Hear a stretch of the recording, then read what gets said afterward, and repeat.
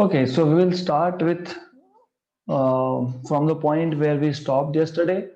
कल हमने देखा था कि as you move above the surface of Earth, acceleration due to gravity decreases. So in that case, gh by g, it was, if you remember correctly, r upon r plus h whole square if height is comparable to radius of Earth. And the same equation gh by g, it becomes 1 minus 2h by r अगर height जो है ये radius के comparison में बहुत कम है तो फिर हमने देखा as we go inside the earth at depth d, in that case gd by g was 1 minus d by r. तो in any case आप सरफेस से ऊपर जाओ या सरफेस से नीचे जाओ, एक्सेलरेशन ड्यू टू ग्रेविटी का वैल्यू कम हो रहा है, करेक्ट। तो what we can do is हम लोग इसको ग्राफिकली रिप्रेजेंट कर सकते हैं।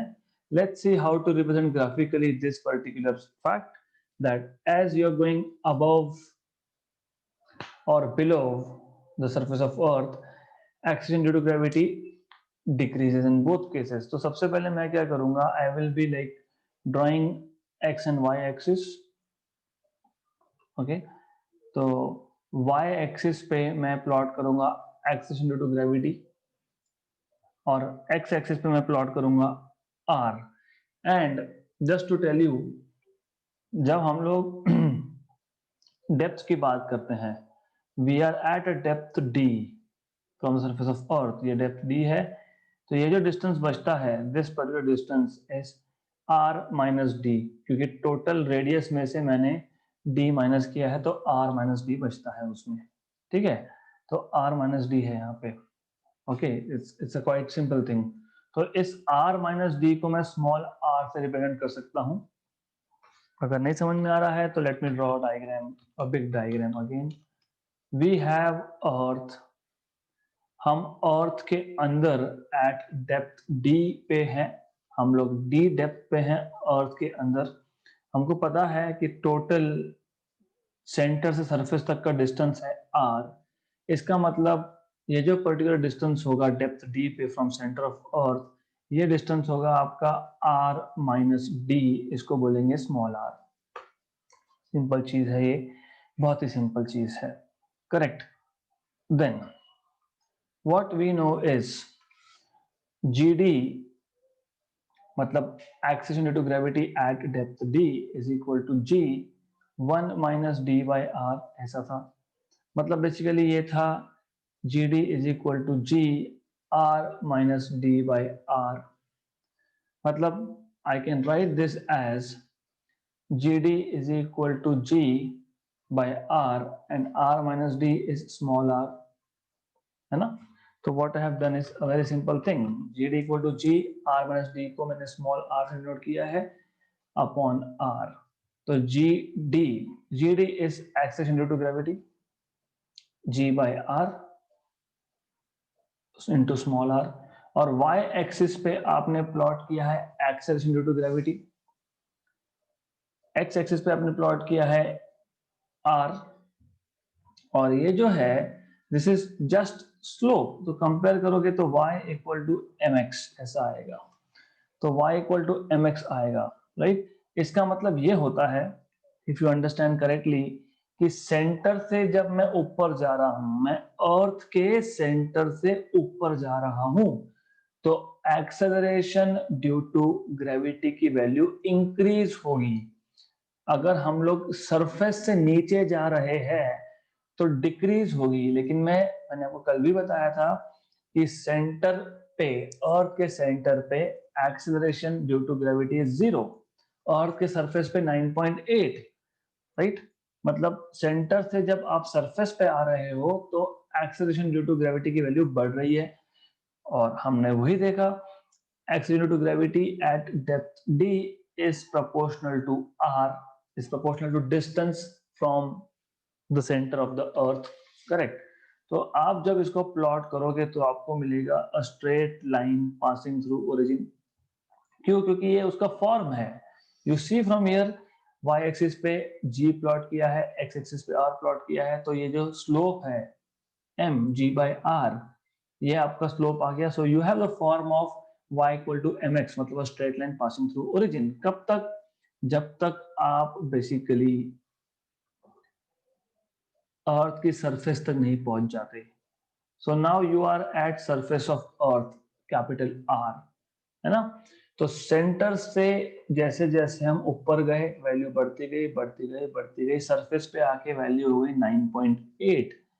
तो सरफेस पे आके वैल्यू बन गई आपकी 9.8, मैक्सिमम वैल्यू आ गई यहाँ पे. करेक्ट.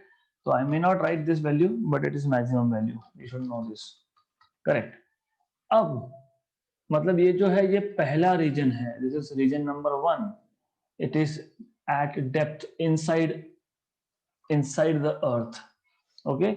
अब तो मैं एट डेप्थ लिखने से बेटर मैं लिखूंगा इनसाइड अर्थ. ये इनसाइड अर्थ का केस है. अब व्हाट वी नो इज, ये अगर अर्थ है तो हम जैसे जैसे ऊपर जाएंगे अर्थ की सरफेस पे, in that case acceleration due to gravity varies as gh equal to g r upon r plus h square. मतलब gh is equal to g upon r, g into r upon small r square. क्योंकि मैं आपको already बता चुका हूं, मैं क्या बता चुका हूं आपको, that r plus h is small r. तो आप r minus d या r plus h को small r से डिनोट कर सकते हो. इसका मतलब ये है gh is equal to g times of r square 1 by r square, which means that gr square r raised to minus 2. g constant r constant. तो आपके पास ओवरऑल फॉर्म क्या आया? ओवरऑल फॉर्म क्वाड्रेटिक आया आपके पास, डिकेइंग फॉर्म है. तो gh is equal to gr square into r raised to minus 2. तो compare करो, y is equal to x raised to minus 2 and some constant m dash. तो y is equal to some constant into x raised to minus 2. This is an exponentially decaying function. तो आपको ये functions पता होना चाहिए. तो this is how the graph of acceleration due to gravity looks like outside the earth. तो अर्थ के बाहर जो होगा, the acceleration due to gravity will decrease but not linearly, so it will be like a decaying curve. मैं वापस बता देता हूं आपको कि ओवरऑल हमने क्या किया है. So I'll start from scratch again just to tell you what we are doing. हमारे पास दो केसेस थे, एक था एट हाइट h, एक था इनसाइड मतलब एट डेप्थ d. तो सबसे पहले ये अर्थ है, राइट, जिसका रेडियस r है. What we have learned, gd, acceleration due to gravity at depth d, is g1 minus d by r. जैसे जैसे आप सरफेस से नीचे जाओगे, सेंटर की तरफ जाओगे, तो g की वैल्यू कम होगी. मैं उल्टा भी बोल सकता हूं, मैं बोल सकता हूं सेंटर से जब मैं ऊपर की तरफ जा रहा हूं तो g की वैल्यू बढ़ रही है, मैं ऐसा बोल सकता हूं. तो मैं इसको लिख दूंगा g r minus d by r. Okay. तो r minus d, this is let us say small r, therefore gd is g by r into small r. तो अब अगर मैं प्लॉट बनाता हूं, किसका plot? Variation of acceleration due to gravity with respect to distance from the center of the earth. Correct. तो क्या होगा, अर्थ के सेंटर से, सेंटर मतलब ये पॉइंट सेंटर है, अर्थ के सेंटर से तो सरफेस तक वैल्यू बढ़ते जाएगा, राइट. ओके. किसका? जी का वैल्यू. अर्थ के सरफेस पे आके ये वैल्यू हो गया maximum. Correct. Now what will happen is, अब अगर हम अर्थ के सरफेस के ऊपर जा रहे हैं, मतलब हम लोग एल्टीट्यूड पे जा रहे हैं, so let's say this is h value. Okay. So this is height. तो अल्टीट्यूड पे जब जाएंगे तो हमको पता है g H is equal to g r upon r plus h का स्क्वायर। मैं इसको लिख सकता हूँ g H is equal to ji are square upon, ऐसा कर देंगे, r प्लस h को स्मॉल r मान लेंगे, उसका स्क्वायर। तो जी H is equal to ji are square 1/r square. तो जी H is proportional to 1/r square, right? तो you know this is proportional to r raised to minus 2, matlab it will be a exponentially, not exponentially, it will be a decaying graph of the order -2। तो ये graph कुछ आपके पास ऐसा आएगा, it is not a straight line, okay? तो ये part है inside अर्थ, ये पार्ट है outside earth, correct? So it is simple, so I'll just write it down over here, inside the earth, and this region is outside the earth. All right, तो बहुत simple सा case है। तो what we will do is we will write this down at in as a special case. तो by the way, this particular distance, this is r equal to capital R, where you have the maximum value of radius, maximum value of axis due to gravity। फिर यहाँ से यहाँ तक ये depth का case है, और यहाँ से यहाँ तक ये हाइट का, मतलब अल्टीट्यूड का केस है। Okay, so this is how it is. So what we will do is we will just note down what we have learned so far।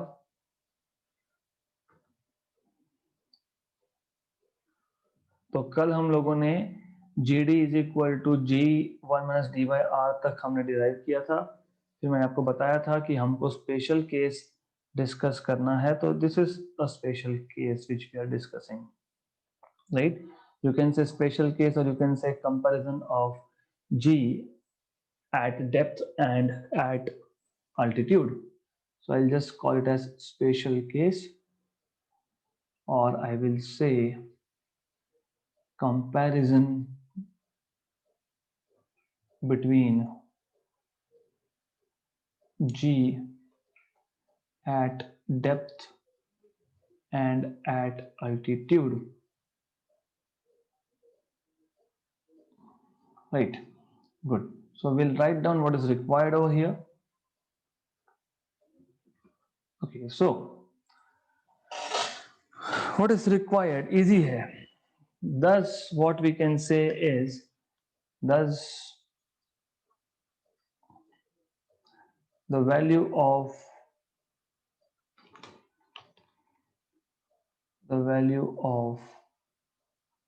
acceleration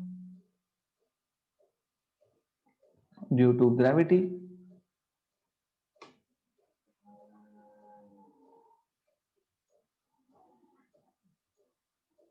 is maximum at the surface of earth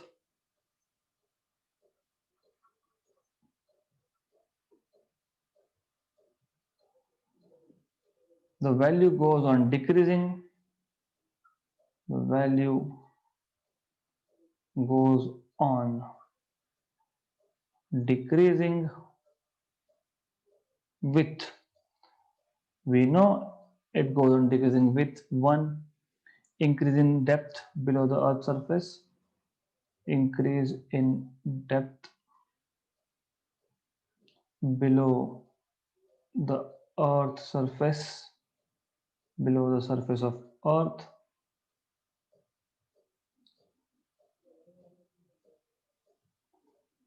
2,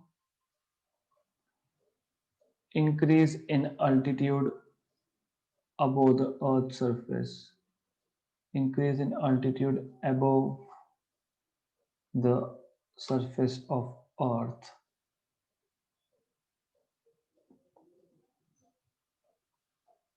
I'll call this as figure 1, right? We can actually show variation graphically. So variation of g with depth and height can be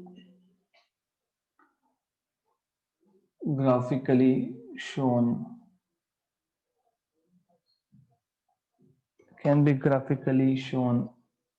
or can be graphically represented as shown in figure 1, as shown in figure 1.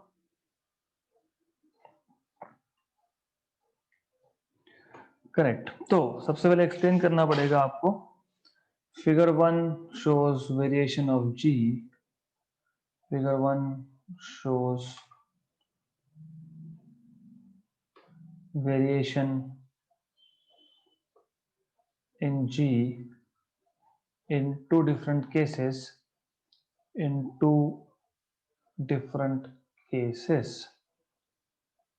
Case 1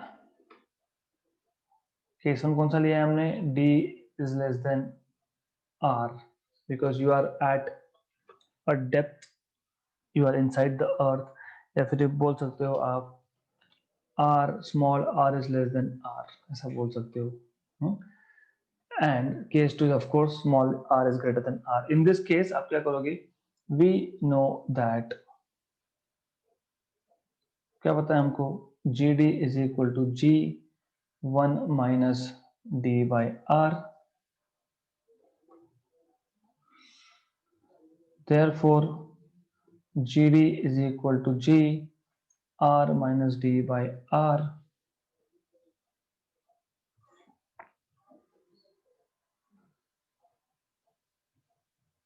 Let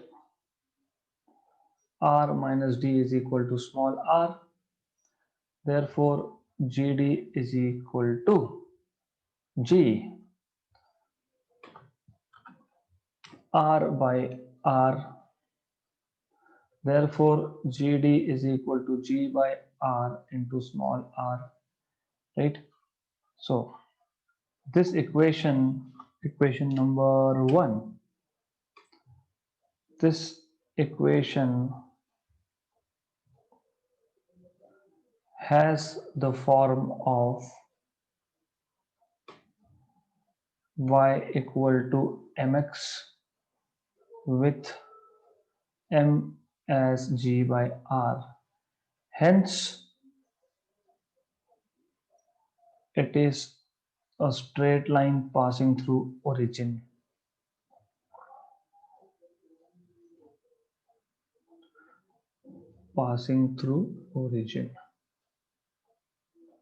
Thus it shows that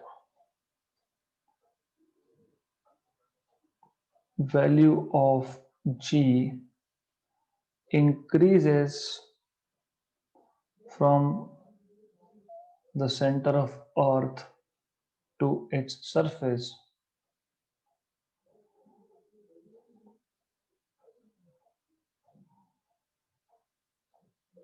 Case 2 height पे, altitude पे क्या होगा हमको वो देखना है. तो in case 2 small r is greater than capital R. In this case we have GH is equal to G R upon R plus H whole square. Therefore we have GH is equal to G R upon small r का square, where small r is capital R plus H, right? So therefore GH is equal to G R square 1 by R square, which is G R square R raised to minus 2. Therefore G varies as R raised to minus 2, right? तो आपको पता है this is nothing but a decaying graph, quadratic decay बोल सकते हैं इसको, right? तो it is a simple thing, we have already plotted this. Okay, thus value of G decreases with altitude as shown in figure 1. तो हमने ये figure 1 में दिखाया ही है already. Okay. I am not typing anything today. I am just writing down things because, as I told you, there is no power backup, so I need to finish things little quick. Next topic. अब आगे क्या देखना है हमको? अभी बहुत interesting case है ये. So we want to see how does acceleration due to gravity varies with latitude. So we want to see what is variation in g with latitude and rotation of Earth, with latitude and rotation of Earth. बहुत interesting topic है. So let's take Earth first. ये Earth है. Then you must know what is latitude. आपको मैंने पहले भी बताया था, and you should be knowing what is latitude. तो बेसिकली ये इक्वेटर है. तो इक्वेटर से आप कितना ऊपर हो in terms of angle, that is latitude. So latitude is angle made by radius vector of any point from the center of the earth with the equatorial plane. मतलब for example we are here, so there is a point P जहाँ पे mass है कुछ. This is a line drawn from center to that point. ये line जो angle बनाएगा with respect to equator, that is nothing but latitude. So the angle made by the radius vector of any point with respect to center of earth is called as latitude. Let's call it as theta. Right. देखो book में variation of जी ये derive करने का तरीका अलग है, मेरा तरीका अलग है. तो you have to understand that I do it in a different वे.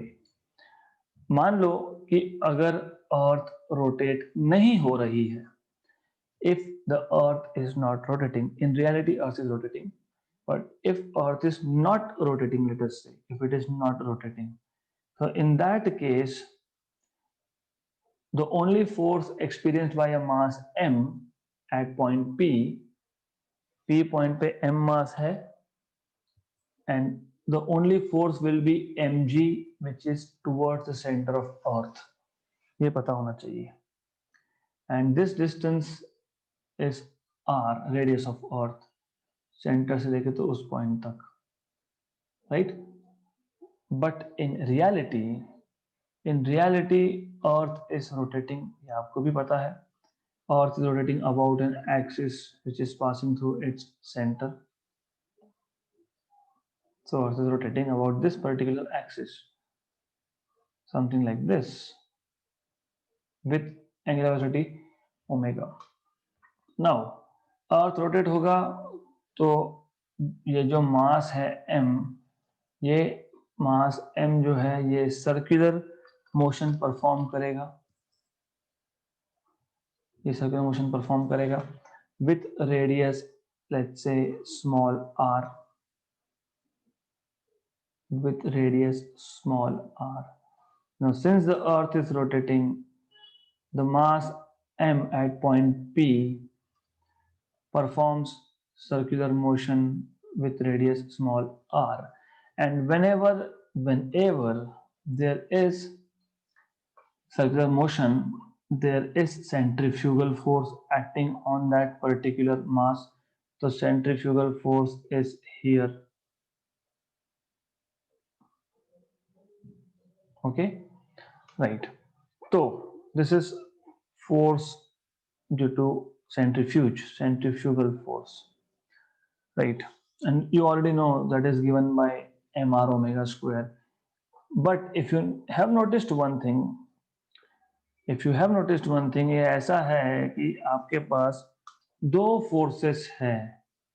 कौन से दो फोर्सेस हैं? एक mg जो टुवर्ड्स सेंटर है, एक सेंट्रीफ्यूगल फोर्स जो रेडियली आउटवर्ड्स है एट पॉइंट P. इन दोनों, ये दोनों फोर्सेस एक सेम पॉइंट से स्टार्ट हो रहे हैं, मतलब इन दोनों का resultant will be the apparent wait, है ना, क्योंकि एक्चुअल वेट अगर अर्थ रोटेट नहीं होगी तो mg, but since earth is rotating there is a centrifugal force acting on the object at point P of mass m. तो in reality what you measure, आप जो वेट मेजर करोगे वो mg नहीं आएगा, वो mg phi आएगा, where phi is acceleration due to gravity, या फिर theta, where theta is acceleration due to gravity at a latitude of theta, है ना. तो in reality what you will measure is mg theta and not mg, where theta is latitude, right. इसके आगे purely mathematics है. अगर ये angle theta है तो ये एंगल भी थीटा होगा, करेक्ट.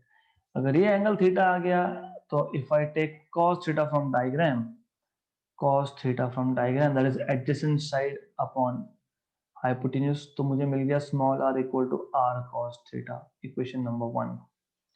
तो देखो क्या हो रहा है कि अगर अर्थ रोटेट नहीं हो रहा होता तो only force would have been mg which is radially downwards towards the center. But since Earth is rotating, mass at point P, in fact you yourself, आप भी बैठे हो, you are not in motion, but in reality you are performing circular motion because of rotation of Earth.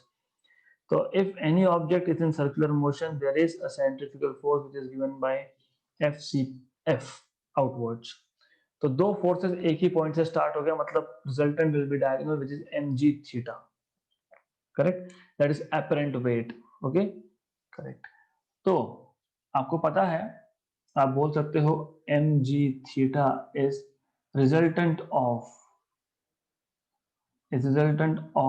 mg and fcf. तो आपको पता है resultant कैसे लिखते हो, दो फोर्स का रिजल्टेंट कैसे लिखते हो, पहले फोर्स का मतलब रिजल्टेंट का square, r square equal to a square plus b square, ये याद होना चाहिए, है ना. R square equal to a square plus b square plus 2ab cos of angle between the two forces. तो याद होना चाहिए आपको r square equal to a square plus b square plus 2ab cos of theta, मतलब cos of angle between a and b, पर यहाँ पे a और b मतलब फोर्स 1 mg और FCP में एंगल है 180 माइनस थीटा, राइट. तो how do you right this equation.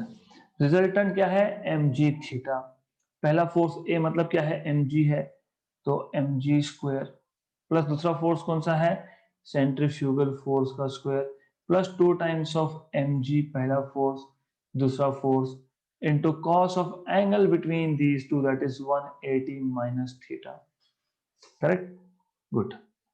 तो यहाँ पे भी वेक्टर्स का नीड आएगा आपको.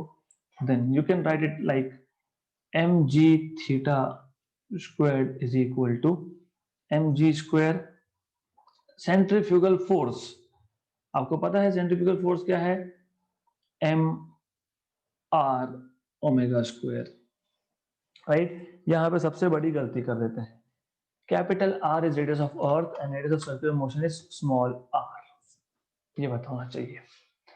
This is what you should know. But small r is capital R cos theta, तो mr cos theta omega square, तो ये आ जाएगा mr cos theta omega square का square, right, plus 2 times of mg fcp is mr cos theta omega square, cos of 180 minus theta is minus cos theta again, correct, right. So now if I ask you a question, omega is angular velocity of earth which is 2 pi by time period.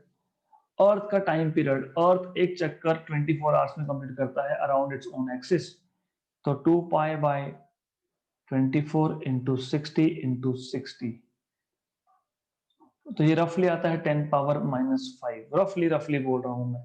I am not doing exact calculation, but it's okay. I'll do it now and tell you what is the exact value because you may need this value. So तो ये आएगा आपका exact value अगर आप करोगे तो 2 into pi divided by 24 into 60 into 60, तो correct है 10 पावर माइनस 5 आता है वो, 7 इंटू 10 पावर माइनस 5, तो मैं रफली लिख रहा हूँ, राइट। अगर मैं ओमेगा रेज टू 4 करता हूं तो 10 पावर माइनस 20 होता है, मैं ओमेगा स्क्वायर करता हूं तो 10 पावर माइनस 10 होता है। तो omega raise to 4 is very small in comparison to omega square. Omega raise to 4 minus 20 है, ओमेगा स्क्वायर जो है वो माइनस 10 है। तो what you can say is, जिस टर्म में ओमेगा रेज टू 4 आया, मतलब ये टर्म आप निग्लेक्ट कर सकते हो in comparison with omega square. तो हम लोग निग्लेक्ट कर रहे हैं because omega is very small, तो omega raise to 4 is extremely small. तो हमको क्या मिलेगा, हमको मिल जाएगा M ji theta square equal to M G square plus, plus नहीं माइनस, क्योंकि ये माइनस कॉस्टा था, तो minus 2 M square G R cos square theta और ओमेगा स्क्वायर साथ में, करेक्ट। फिर अब लेफ्ट हैंड साइड और राइट हैंड साइड में हर एक टर्म में एम स्क्वायर है, तो मैं क्या कर सकता हूं, मैं एम स्क्वायर को कॉमन निकाल के कैंसिल कर सकता हूं। तो क्या मिला, G theta square equal to ji square minus 2 G R omega square cos square theta. Very good. तो यहां तक तो कोई प्रॉब्लम आपको आनी नहीं चाहिए। बाय द वे ये मैं नेक्स्ट लेक्चर में रिपीट करने ही वाला हूं, but my way of solving is different than the textbook one, so I want you to do this way, क्योंकि ये एग्जैक्टली समझेगा कि क्यों ऐसा इक्वेशन बनता है, right. Because you are here computing forces, you are finding out resultant of two forces. तो इसमें आपका सर्कुलर मोशन भी कवर हो जाता है, ग्रेविटेशन भी कवर हो जाता है, that's why I want you to do exactly this way, right. Then then ये स्क्वायर है, यहाँ पे स्क्वायर नहीं है, मतलब ये लास्टली हमको स्क्वायर का कुछ तो इलाज करना पड़ेगा। You have to find a way of taking root. तो क्या करोगे, you will say g theta square equal to ji square common निकाल लिया, 1 minus 2 are omega square cos square theta by g. Second term में सिर्फ जी था, मैंने जी square common निकाला है तो डिवाइड बाय जी करना पड़ेगा। Sorry for this. Okay, right. Copy. Let's go to next page. Let's paste it over here. Good. Okay. आगे. Now, if I take square root, I will get g theta is equal to g. G square का g बचा 1 minus 2 r omega square cos square theta by g whole raised to half, क्योंकि square root लिया है।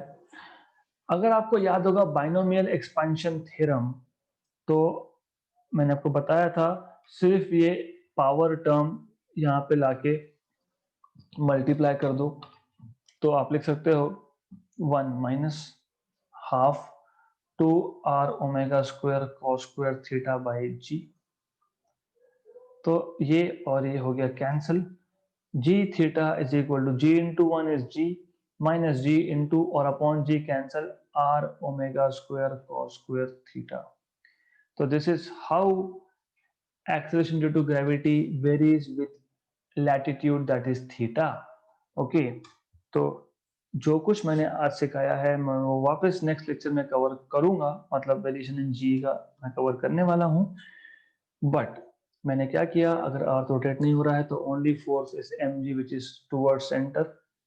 If earth is rotating the object is also experiencing centrifugal force, तो दो force आ गया, उसका रिजल्टेंट है एम जी थीटा, क्योंकि theta is the location which is given by angle that is latitude. Okay, correct, right? तो हमने सिर्फ जो दो फोर्सेस का रिजल्टेंट का फॉर्मूला होता है वो अप्लाई किया, हम सॉल्व करते गए, फिर हमने ओमेगा रेज टू 4 को निग्लेक्ट किया है, क्यों किया मैंने बताया है आपको। Then simplifying and using binomial expansion, you get g theta as g minus r omega square cos square theta. Special case देख लेते हैं, केस 1 एट इक्वेटर.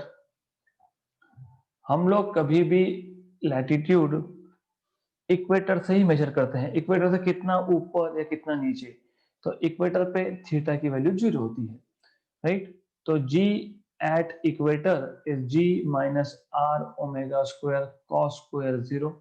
मैं ये इक्वेशन यूज कर रहा हूं, राइट. तो cos 0 इज 1, तो g minus r omega square आ जाएगा. दूसरा एट पोल्स. एट पोल मतलब नॉर्थ पोल या साउथ पोल पे अगर आप हो, मतलब if you are here at point n, theta is 90 degree. तो नॉर्थ पोल या साउथ पोल पे अगर आप हो तो एट पोल्स थीटा इज 90. तो g pole equal to g minus r omega square cos square 90. cos square 90 is 0, तो g pole is g.